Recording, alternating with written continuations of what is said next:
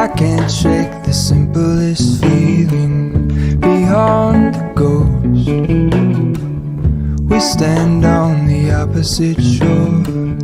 Hello, Ramona. I reach through mysterious ceilings, my only hope. I look for the things I don't know. I can't shake the simplest feeling beyond the ghost. We stand on the opposite shore. Hello, I reach through mysterious ceilings, my only hope. All right. Hello, DMV.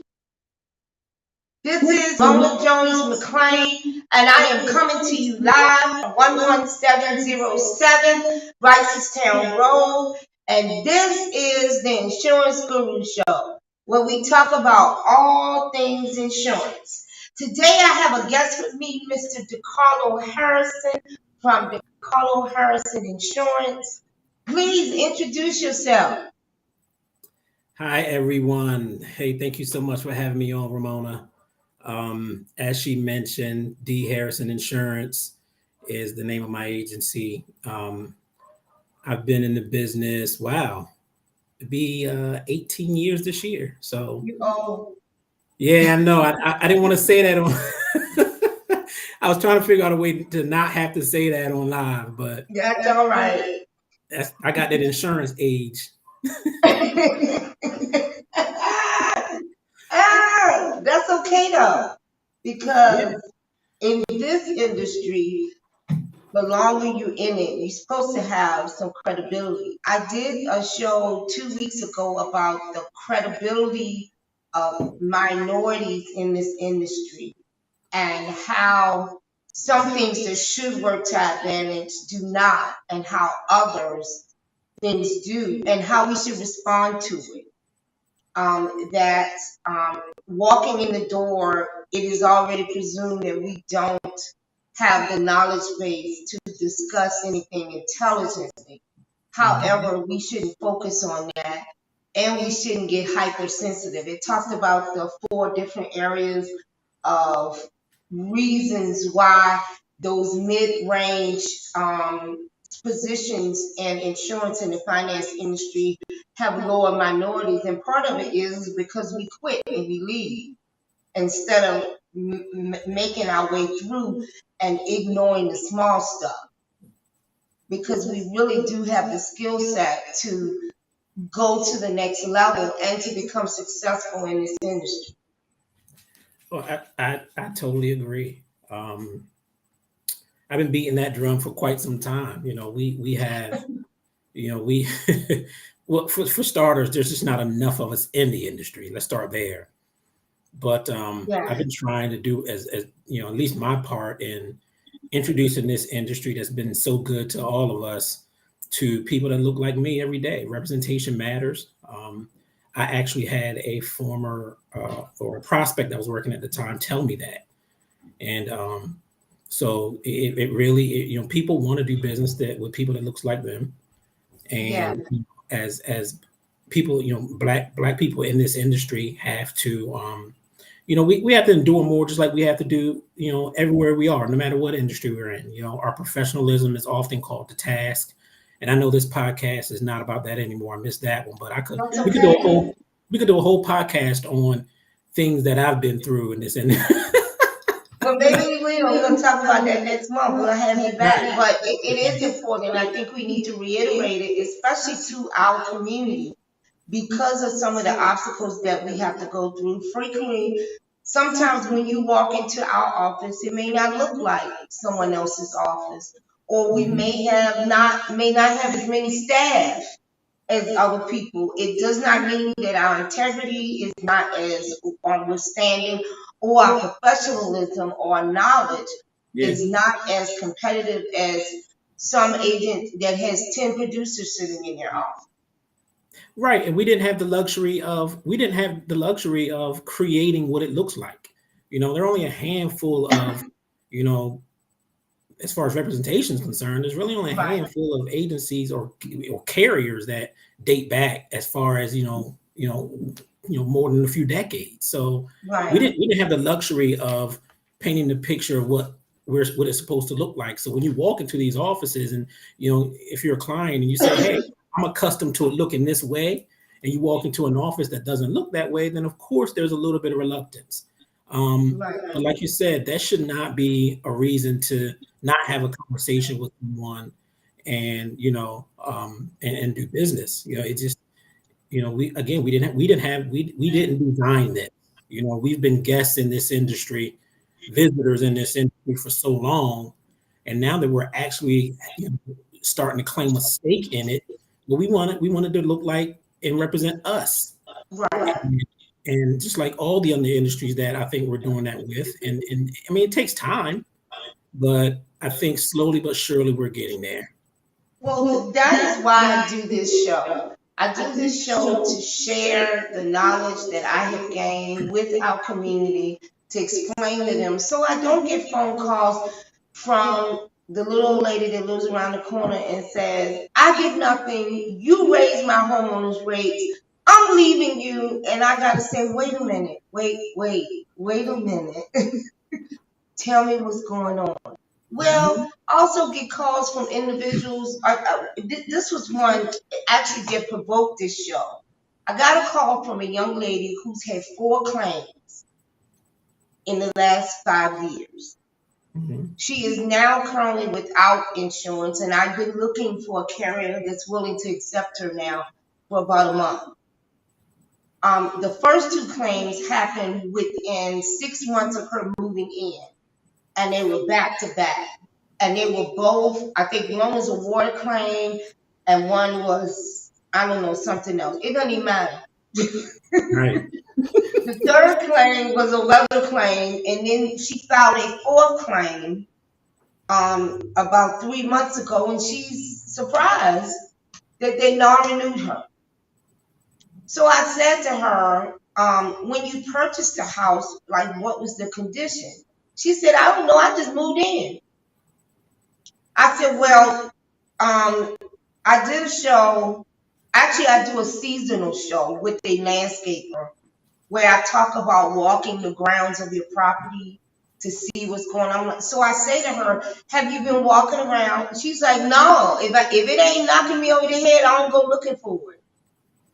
And I'm like, "No, you got to go looking for it. As a homeowner, you are responsible for maintaining your property and alleviating any obstacle that could cause a claim going down the road. It's a piece of wood with bricks and stones and concrete attached to it. Eventually, it will give out. Yeah. But the goal is that you do the maintenance stuff along the way." Go right ahead. I'm sorry. No, I mean, the key, what you just said is important. Like you gotta want to go find it. And I tell new home buyers and home buyers all the time, if you don't go look for it, then adjusters are going to look for it.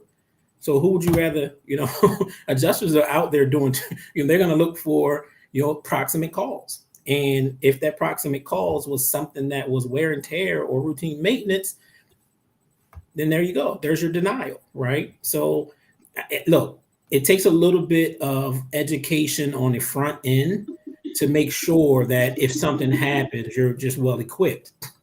And oftentimes, and I've been doing this for a while. I don't necessarily like to call our industry to task, but it's our fault. It's brokers and agents' fault. These uneducated buyers, especially the ones, and I'm not talking new home buyers. I get calls and calls all the time, and so have you, from people that's been in their homes and had policies for decades, and then you explain something to them and they say, "Well, that's never been explained to me before," or "It's never been explained that way," and if half of those calls were accurate, right? Let's say 50% of those calls are not true. Let's say 50% it was explained and maybe they just forgot. The other 50, there still leaves a big chunk of people where these agents and brokers just aren't doing a good job at walking people through these policies and talking about, one, what they have, and two, how it's going to respond. Like, what's the policy actually going to do should a claim happen? That's not happening, and that's on us. I agree. I think that there needs to be a better explanation between a covered accident and or incident and something that should be under warranty. Yeah. And quite frequently, homeowners construe something happened to me and you're supposed to take care of it. But this didn't happen. Right.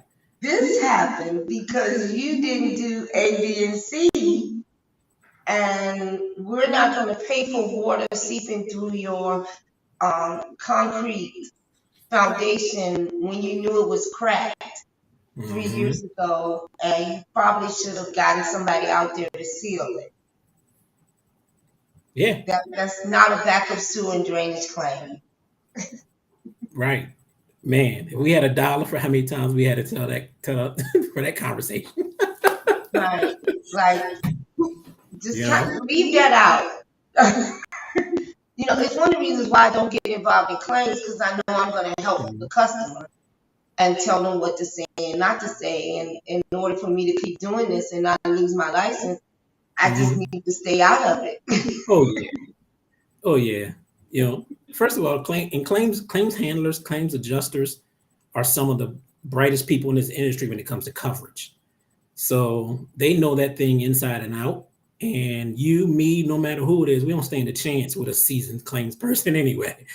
So, but again, for me, it's all about the conversations happening on the front. And so when you get that phone call, actually, I had a young lady. I just did a business, and we were going through the whole thing. We're about to bind the coverage, and she sent me over a list of questions. And one of those was, will my rates ever go up?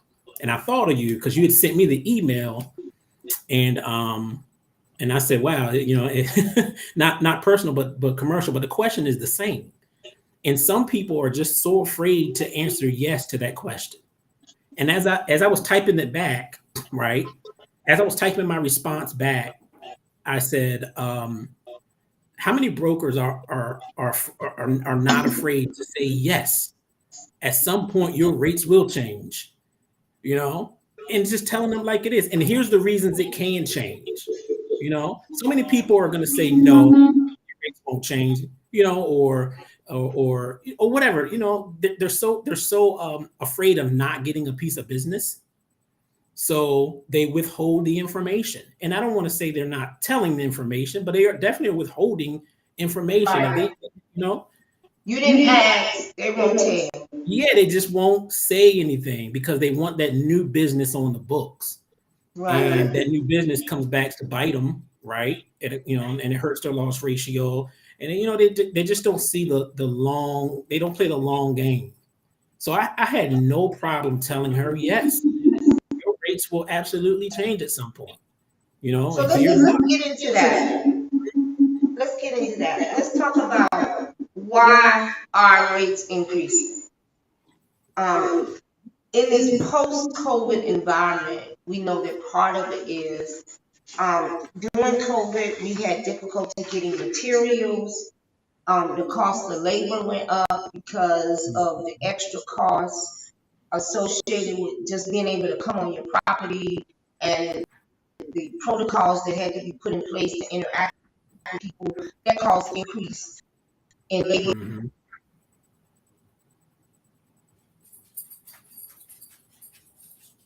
Uh-oh. If you're still there, Ramona, I lost you. I can't see you any longer. I don't know if you can see me.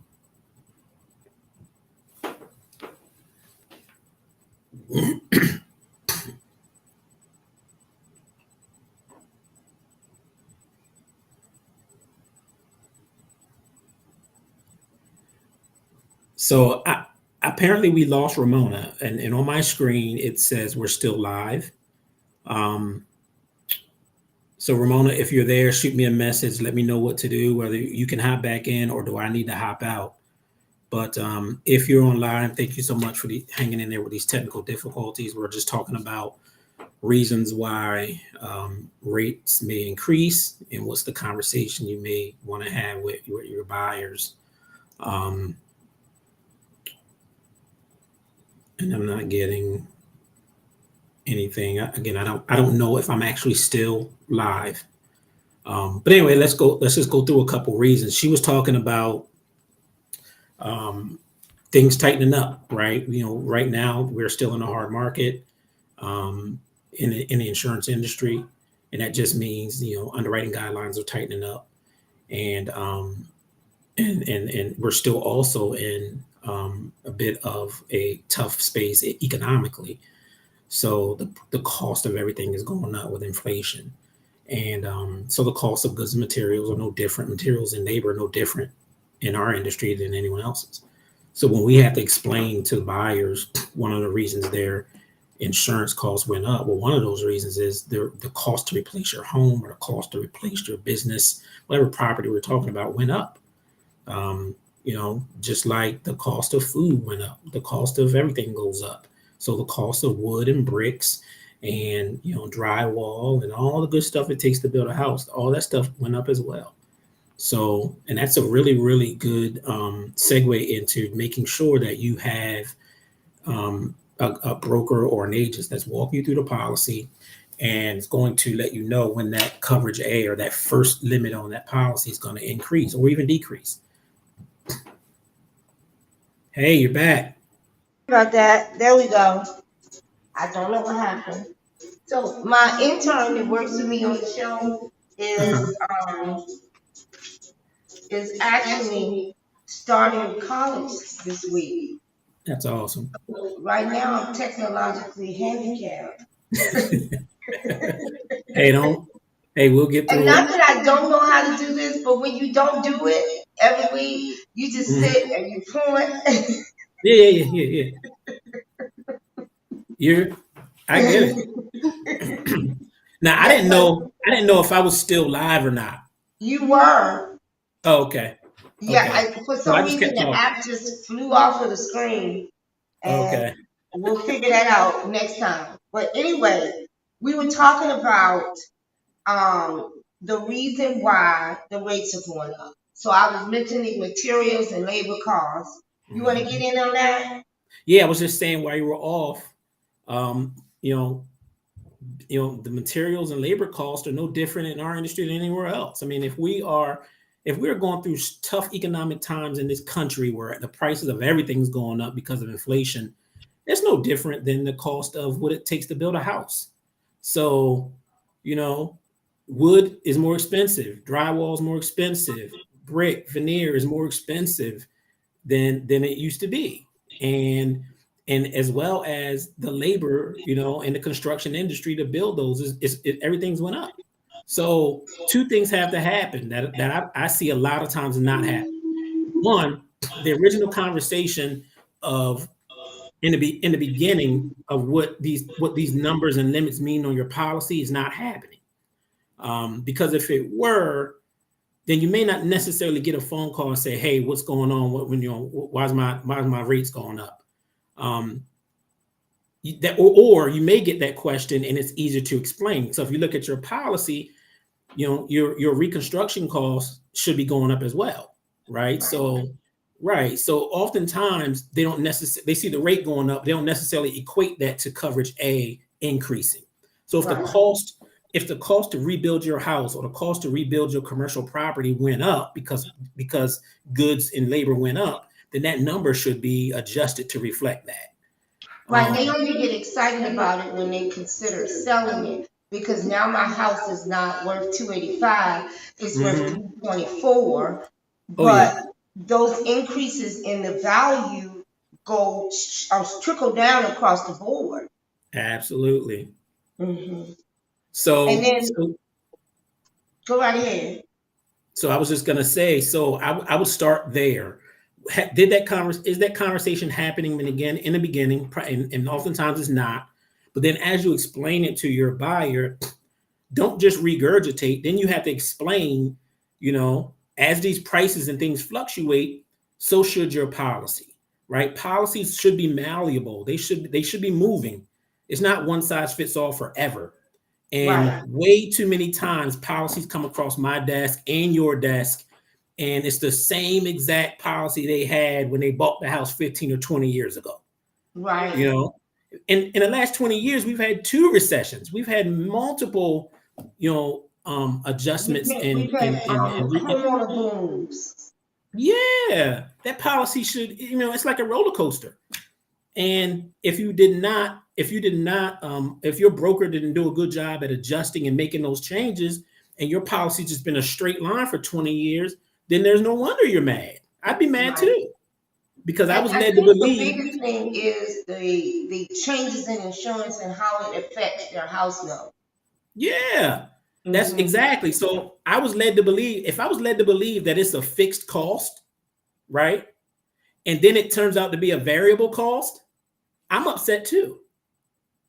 Exactly. But there are things you can do to make, adjustments. I have had people call and say, well, my house is not worth that much.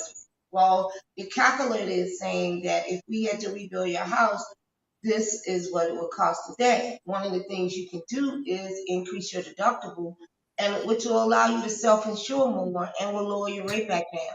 We can make adjustments and re-lower your replacement cost value down, but you understand you jeopardize actual replacement if we go below 80%. Oh yeah. And what that means, go right ahead. No, go ahead. I was just gonna agree with you.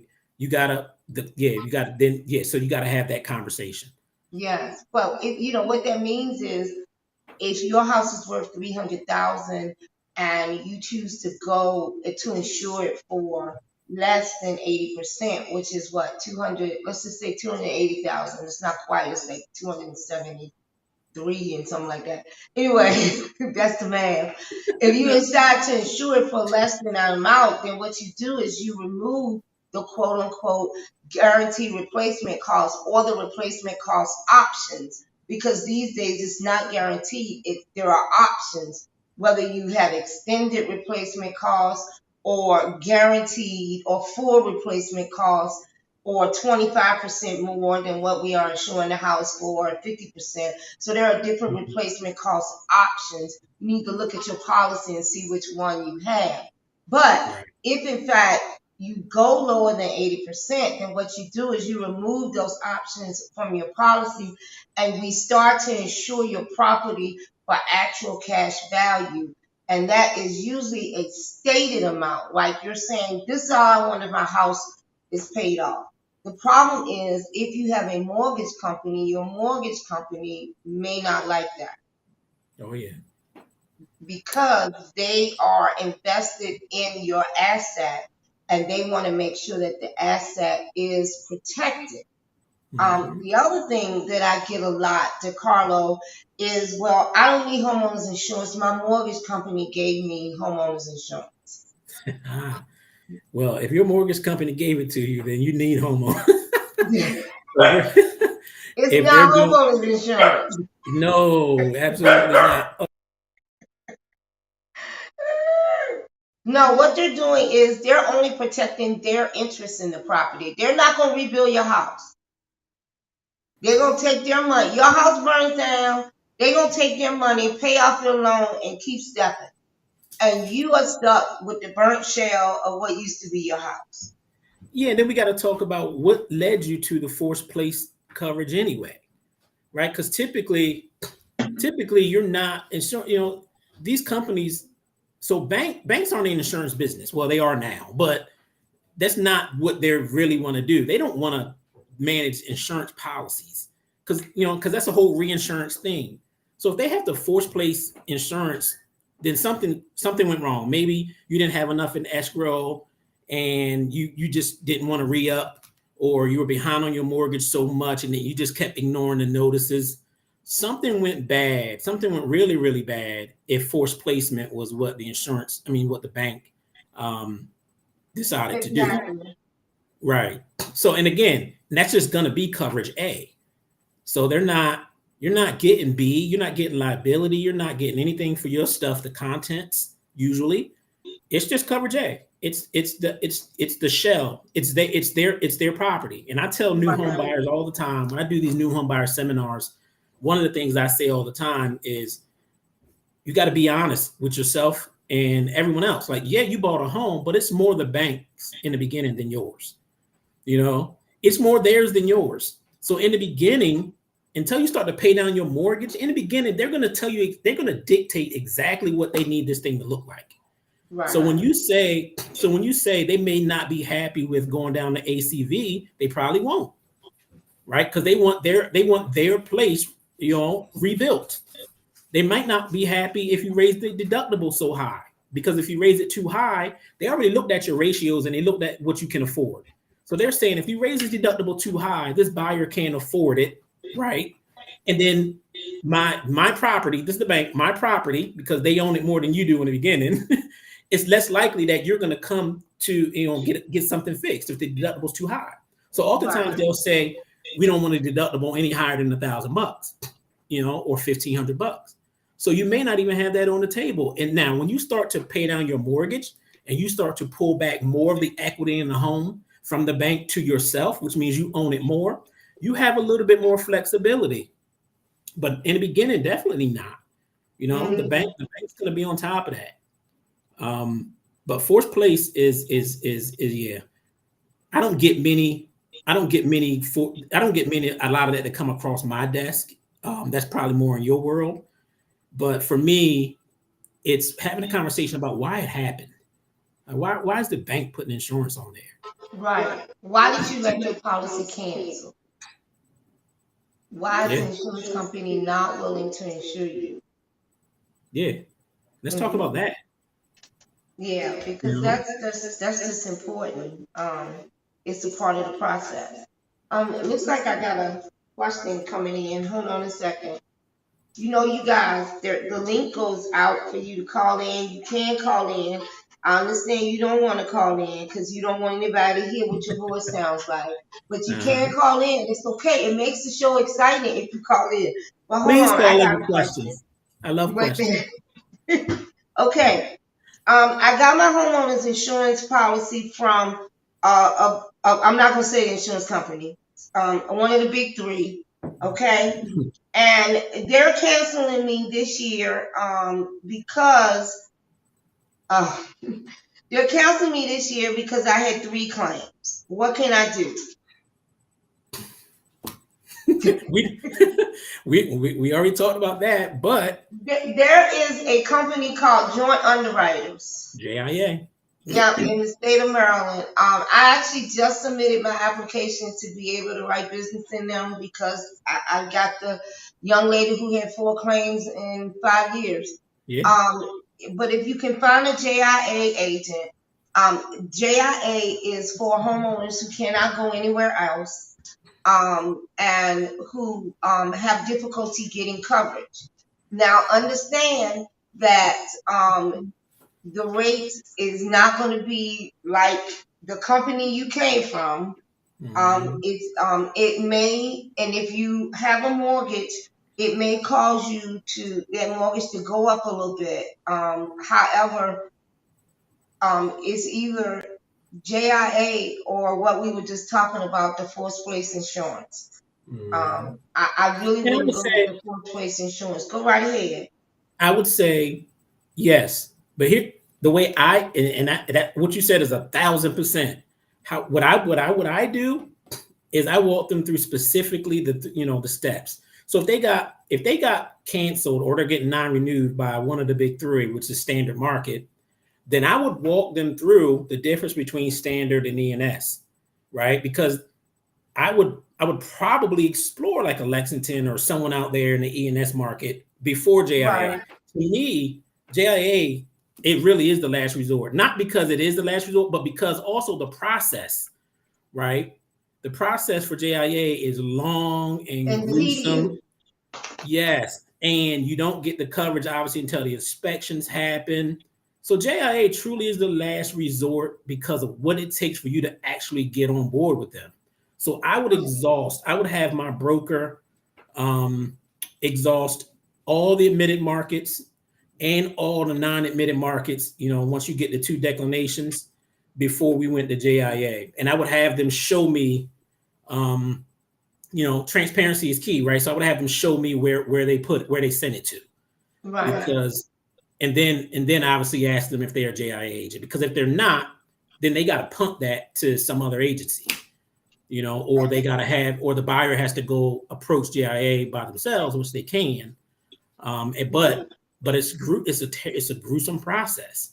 So I can imagine being someone not even in the industry having to go through that without the help of an insurance professional. Exactly. Let's talk about credit. Okay. That's on this list here, talking about how the insurance company is using credit to determine what the amount of the increase is. So just to put it out there, just to say the words, every insurance company is experiencing homeowners insurance rate increase.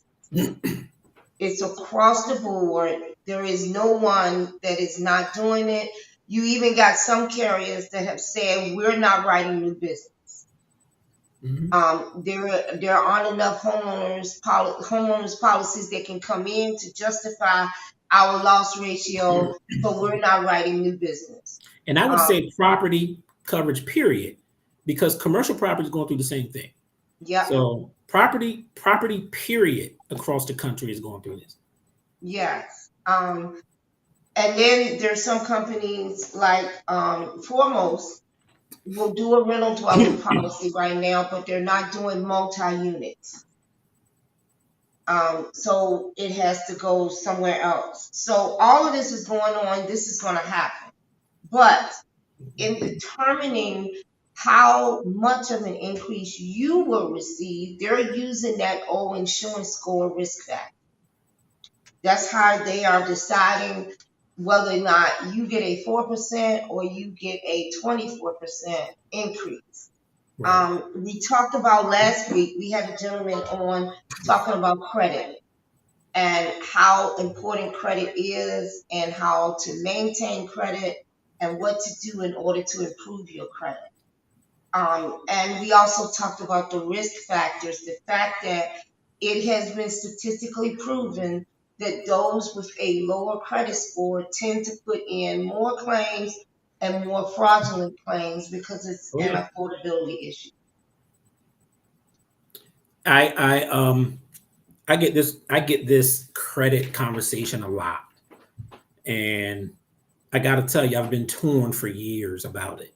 At first, I was anti-credit. I hated when insurance companies got in the business of pulling credit or checking credit. My position on that has changed a little. Mm-hmm. I understand it now. It's fair. You may not like it, but it's fair. So just like any other entity that checks your credit, and the reason they check it for is the same reason insurance companies check it, right? So if you're, if your credit says you are not likely to pay, then you're going to pay a little bit more because you're higher risk, right? No different than a credit card would do. No different than a car. No different than CarMax would do, right? No different than a lender that's you buying a home. You don't. Everyone's rate's not the same. It's dependent upon your credit, and that credit means how likely you are to pay. And when that's top line. But then when you dig deeper into the data, because insurance industry is big data, right? Like you said, we also have additional data that says people with low credit are likely to file frivolous claims, right? We have that. We can connect that dot in our industry because we have that data. So couple that with, so there's a bunch of bullet points that that credit gives the insurance industry. Right. That likelihood to pay is just one. Right. So my position on it has turned into it's fair, and I explained that to buyers, just like that. If your credit is bad, then the insurance company has a right to charge you more because you're higher risk. Right. period. And now the only time I don't like pulling credit, if I'm working with a new home buyer, I don't like to pull their credit unless they guarantee me. If the carrier is guaranteeing it's like a soft hit, it's not going to show, Right. then I may take their word for it. But I don't like to Right. pull new buyers. I don't like to pull the new buyers' credit in that process. Mortgage companies don't like it, because they're in a very fragile point, and Because they credit is need fluid. they need You know what I everything to stay mean? still. Right. It doesn't really stay still. It can go up and down as the wind blows sometimes. You could do Right. you could do one thing. Like, well, I was talking about this last week. I had these credit cards for Synchrony Bank. And I don't know if anyone, I'm sorry, did I say it out loud? Yeah, I did. Okay, so Oh, and what really irritated me, I got this, you know I do theater, right? mhm. I was wondering what we were going to talk Yes, you know about I it. do theater. So I got this credit card with Joanne Fabrics because Okay. I needed this really elaborate sewing machine.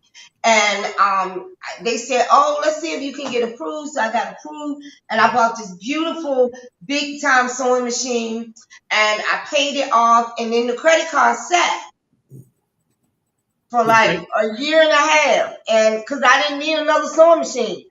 But in the interim, I'm trying to refinance my house and pull some equity out because I bought a building. Have you been by the Right. building? I It's have. beautiful. Yeah, I was there when you first got So it. I bought this building, and of course, I had to do all these repairs and make it farmers ready Oh, and paint it blue because it was that's a yellow. whole nother Right. So conversation. I spent all this money. So I'm refinancing my house, pull some equity out to pay off all my credit cards. And all of a sudden, I get this phone call from the credit union. Your score dropped a little bit. Well, why? Because Synchrony Bank canceled my card because I haven't used it in a You year haven't and a half, used it. and that changed my debt to Your ratios. right ratio Yeah. because instead of having an extra $4,000, and I had $4,000 on the card because Mhm. the sewing machine was like $2,200. It's beautiful too. I love it. And it's got all this embroidery stuff on it. It's just wonderful. Uh-huh. So But I was so your upset. I called utilization them. What? your utilization went down. I Yes, mean, it went up actually. it went up because Yeah. I didn't have as much credit. Yeah, let's So I call. Yeah. called them. I was so upset. And they were like, "Well, you didn't use it for a year and a half. You can always reapply." Why would I do that? Yeah. They don't. So my answer to that was I went to my other carriers and asked them to increase my limit. And that allowed my credit limit to go up higher and lower my utilization, which put me Mhm. back where I needed to be in order to refinance my house. But I think that in understanding credit and working with credit, you need to be aware of that and be able to monitor any changes because it is fluid. Like you can have one score one day, and I don't know, you go out to dinner to Ruth Chris and spend $350, and now your credit score dropped 3 points Oh yeah. Oh because you yeah. put that on your credit card. So it's something that has to be constantly monitored, like your bank account. Yeah. You And got to have again, my a my degree. reasoning, my reasoning, Mhm. what you're saying was one of my original reasons why I did not really agree to credit score being used, because credit to us in our community has always been a barrier to entry. It has always been a speed bump for us in no matter what we're doing. And I didn't like credit being used because of that. And now I have to, again, I have to be fair. These Right, carriers they're not fair when they use credit. They should be using it. We just right, gotta step up our credit game as a community. But credit was always a barrier to entry for us for everything. Dating all the way back, yeah, going back decades. We've always had an issue with credit, all the way back to the redlining days. Things being denied, loans being denied, credit cards targeting. Like credit was a mess.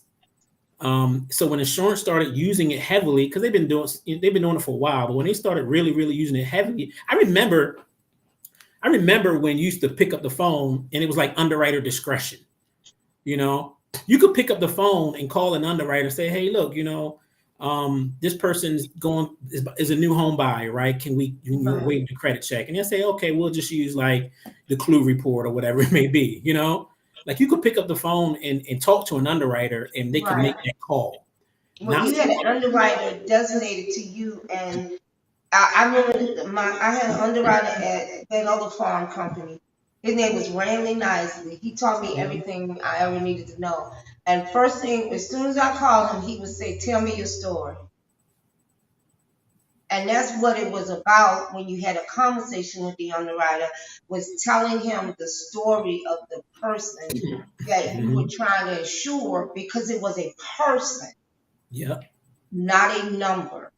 Absolutely right. And that's what we're getting away from when you take the human connection out of it. So now you're getting bots and computers, and you can't even get underwriters on the phone nowadays because they're so short staffed, and now it's all automated. It's getting harder and harder to tell that story. Right. And and the same things on the commercial side. I remember you could pick up the phone and talk to an underwriter and say, hey, I know you need financials here, but this and this and this is going on. Can we get by it? But they have this and this. And sometimes, you get lucky, more times than not, probably. But now underwriters are sticking to their guns when it comes to financials and stuff on the commercial side. It's just a way of the way of the world now. So credit is super important. It has to be safeguarded because now everyone's using it, and that score matters. You're going to see increases in premium. It's exactly why I do this show, so I can teach our community the rules of the game, little bit by little bit, educate them and help them to understand the direction we're going in and what we need to do to continue to succeed. DeCarlo, I want to thank you so much for being on the show today. Thank you for having me. Please give everyone your information. Again, DHarrison Agency or DHarrison Insurance is the agency. The website is DHarrison Agency. So it's www.DHarrisonAgency.com is the website. Number is 443-531-7708. That's just the best way to reach me. That is my cell, but the office number, if you want to reach me, that's the best way to reach me. I do text, text messages are fine, all that good. Any way to contact me. Give us the number again, a little bit slower. 443-531-7708. And the email is my first name, DeCarlo at DHarrisoninsurance.com. Okay, so that's DECARLO insurance. Nope, it's DeCarlo at DeHarrisoninsurance.com. I want to thank you so much for being on today. I'm hoping you will join me next week. Hey, shoot me the information. Absolutely. I love it. This is awesome. You and I, we can talk for hours. Forever. And we have done it. Yes. It's because we both Gemini. That's exactly what it is. That's exactly what it is. When I saw an episode come across, and I said, how dare her not have me on yet? This is unreal. Oh, yes. We gotta talk. I'm going to get as soon as we because we get ready to wrap up. You're only gonna do 40 minutes. Okay. I'm gonna wrap the show down. Give me a call at the office, please. Let's talk. Okay. All right. Now, DMV, I want to thank you so much for listening in today. Hey, remember, if you have any questions or concerns, please give DeCarlo a phone call. You heard his number. We're going to put it in the comment section on YouTube and Facebook. We'll also include it on our podcast information. If you also please give me a call at 443-660-7131. I'm so happy that you listened in today. I hope you learned something. This is the Insurance Guru Show, where we talk about all things insurance. Thank you so much, and we are out. Right.